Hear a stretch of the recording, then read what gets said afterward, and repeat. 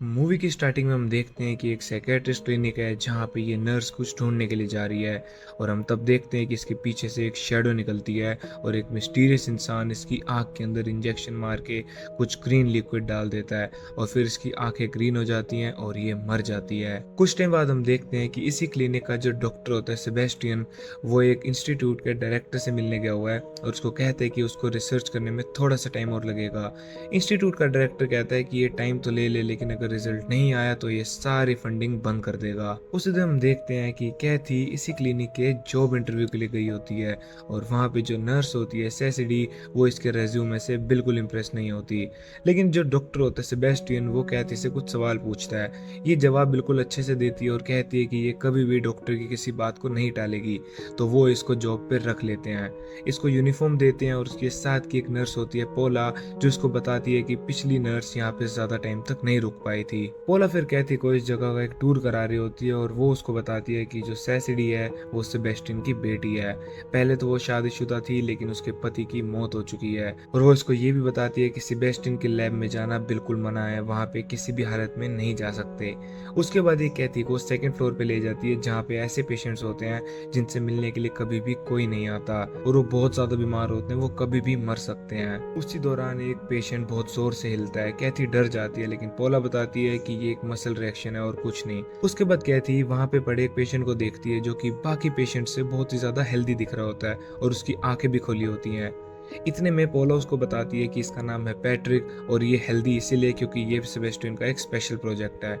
जैसी कहती उसको झुक के हेलो बोलने लगती है, पैट्रिक उसके मुंह के ऊपर थूक फेंक देता है। पोला यहाँ पे बताती है कि ये भी एक इनवॉलेंट्री मसल रिएक्शन है और कुछ नहीं। उसके बाद कैथी को वहाँ पे बहुत जोर से आवाज आती है और वो जैसे उसके पीछे जाती है तो वो देखती है कि एक अनजान इंसान वहाँ पे खड़ा है। पोला उसको बताती है कि इसका नाम मिस्टर फ्रेजर है और ये यहाँ पे कहीं भी कुछ भी कर सकता है। ये रिसेंटली एक इलेक्ट्रिक बॉम्ब का शिकार हुआ था और ये कोमा में चला गया था, लेकिन सेबेस्टियन ने इसको वापस जिंदा किया था। ये हर शाम 7 बजे लाइट हाउस में जाके लाइट बंद करता है, जिस वजह से सेबेस्टियन को लगता है कि ये काम में ज्यादा फोकस कर पाएगा। कैथी जब घर जाती है तो उसको उसकी एक्स की तरफ से एक फोन आता है, लेकिन वो उसको इग्नोर कर देती है और उसी टाइम पे उसके दरवाजे पे जोर से दस्तक होती है। वो बहुत ज्यादा डर जाती है, लेकिन दरअसल वो पोला थी जो उसको ड्रिंक करने के लिए बुला रही थी।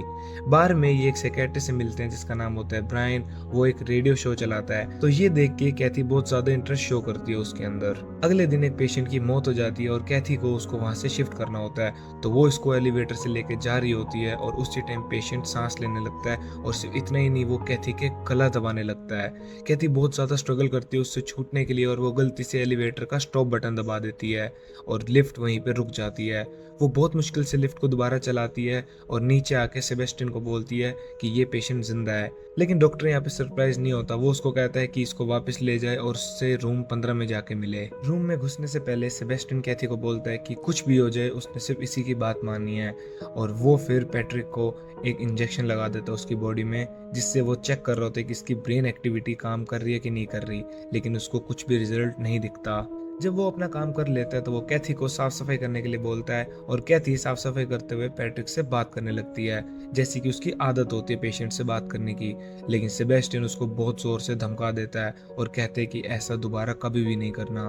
उस वीकेंड पे कैथी ब्रायन से एक म्यूजियम में मिलती है और जहाँ पे वो इस म्यूजियम के बारे में बातचीत कर रहे होते हैं और उसी टाइम पे जैसे वो पास आने लगते हैं तो ब्रायन इसके मुंह पे थूक फेंक देता है। ऐसा होने के बाद कैथी को बहुत बुरा लगता है और वो वहां से चली जाती है और उसकी जाती ब्रायन रियलाइज करते हैं कि ये भी उसने क्या किया। अगले दिन जब कैथी हॉस्पिटल में घूम रही होती है तो वो देखती है कि एक पेशेंट बेड पे बैठा हुआ है, लेकिन जैसे वो वापस उसकी तरफ जाती है तो वो देखती है कि वो लेट चुका है। लाइट झपकने लगती है और वो पेशेंट के पास जाती है, तब उसको लगता है कि कोई उसके पीछे है और वो जैसे मुड़ती है तो वहां पे कोई भी नहीं होता। इसी दौरान उसके हाथ से ट्रे छूट जाती है और वो जब दोबारा ट्रे को उठाने झुकती है तो वो देखती है कि उसके अंदर किसी का चेहरा भी दिख रहा है उसे। उसी रात को ब्रायन कैथी के घर आता है और उससे माफी मांगता है जो इसने किया था और फिर ये आपस में बहुत प्यारा सा डिनर करते हैं। लेकिन तभी कैथी का एक्स एड वहां पे आ जाता है और वो इसको कह रहा होता है कि वो इसके साथ चले, लेकिन ब्रायन आके कैथी की हेल्प करता है और एड को वहां से भगा देते हैं।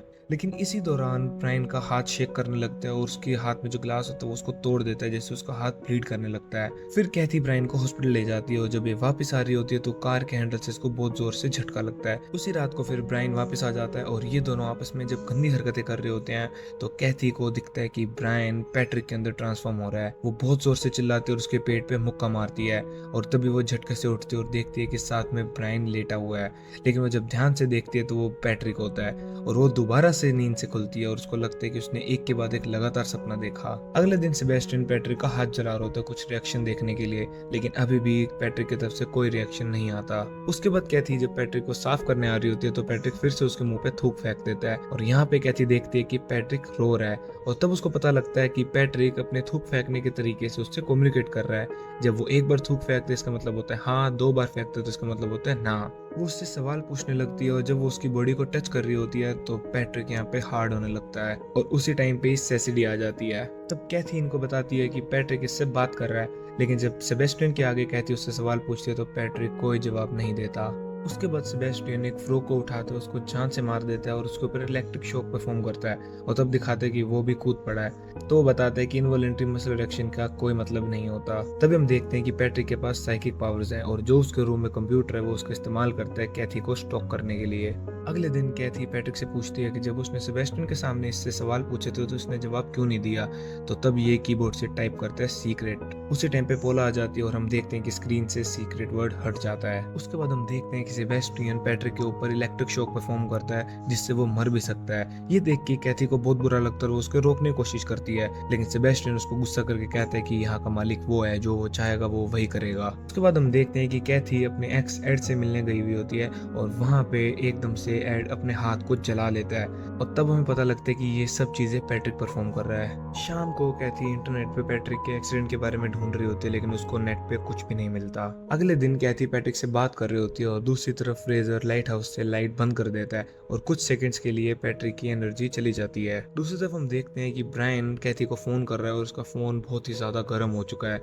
ये अपने फोन को फेंकता है और उसका फोन लेदर की सीट को भी चीरता हुआ नीचे निकल जाता है। फिर हम देखते हैं कि गाड़ी अपनी नॉर्मल स्पीड से बहुत तेज चलने लगती है और तभी इसकी सीट बेल्ट इसके आसपास बिल्कुल लिपट जाती है और उसको पकड़ लेती है और फिर इसकी गाड़ी पहाड़ से नीचे गिर जाती है और ब्रायन मर जाता है। जब कैथी अपने घर पे होती है तो सेसिडी आती है और उसको कहते हैं कि वो दोबारा कभी भी क्लिनिक में ना आए और वो इसको एक फाइल पकड़ाती है जिसके अंदर पैट्रिक की सारी इन्फॉर्मेशन होती है। उस फाइल में लिखा होता है कि पैट्रिक अपनी मम्मी के साथ बहुत ही गलत रिलेशन में था, उसने 2 लोगों का मर्डर किया था और खुद के साथ भी सुसाइड करने की कोशिश करी थी। और अब फाइनली कैथी समझ जाती है कि जो भी उसकी जिंदगी में हो रहा है ये सब पैट्रिक के कारण हो रहा था। और तभी वो मिरर पे देखता है, वहां पे लिखा होता है कि यू आर माइन। और कैथी बहुत जोर से चिल्लाती है और कहती है कि वो कभी भी उसकी नहीं हो सकती। और इतने में हम देखते हैं कि शीशे पे जो वर्ड्स लिखे थे वो मिट जाते हैं और ग्लास बहुत जोर से टूट के कैथी के ऊपर जाके लगता है। कैथी फिर धीरे से वो कांच निकाल के गाड़ी में बैठ के हॉस्पिटल जाती है। वही दूसरी तरफ सेसिडी पैट्रिक को मारने के लिए पावर बंद करने जा रही होती है, लेकिन पैट्रिक वहां पे सामान उठा के उसके ऊपर फेंक रहा होता है और जब और कुछ काम नहीं करता तो वो उसको बहुत जोर से इलेक्ट्रिक शॉक दे देता है। उसके बाद हम पैट्रिक का बचपन देखते हैं जहाँ पे वो अपनी मम्मी और उसके बॉयफ्रेंड के बीच में होने वाली गंदी चीज़ों को देख रहा होता है। उसकी मम्मी वहाँ पे आके उस पर चिल्लाती और कहती है कि उसको शर्म आनी चाहिए सब देखते हुए। तो पैट्रिक बोलते कि उसको शर्म नहीं आ रही बल्कि उसको अच्छा लग रहा है और तब वो गुस्से से अपने कपड़े उतार के पैट्रिक को दिखा देती है। वहाँ कैथी भी क्लिनिक आ जाती है और वो सुनती है कि पेशेंट्स धीरे धीरे बोल रहे हैं कि पैट्रिक उससे मिलना चाहता है। तब हम देखते हैं कि पैट्रिक ने अपने बचपन में जब उसकी मम्मी और उसका बॉयफ्रेंड आपस में गंदी हरकतें कर रहे थे तो बाथटब के अंदर इलेक्ट्रिक वायर फेंक के दोनों को जान से मार दिया था। वही प्रेजेंट में हम देखते हैं कि सेबेस्टियन पैट्रिक को इलेक्ट्रिक शॉक दे रहा होता है, लेकिन जितने में वो पैट्रिक को इलेक्ट्रिक शॉक देता वो वायर सेबेस्टियन के मुंह पे लग जाती है और उसके फेस को जलाने लग जाती हैं। अब फाइनली कैथी पैट्रिक के रूम पे आ जाती है और वो समझ जाती है कि पैट्रिक उससे क्या चाहिए, तो वो धीरे से उसको किस करने लगती है। और वही हम दूसरी तरफ देखते हैं कि 7 बजने वाले हैं और वहाँ लाइट हाउस से लाइट बंद होने वाली है और इसी टाइम पे लाइट चली जाती है और कैथी बहुत जोर से इसके दिल के अंदर चाकू मार देती है और स्टोरी यहीं की यहीं खत्म हो जाती है।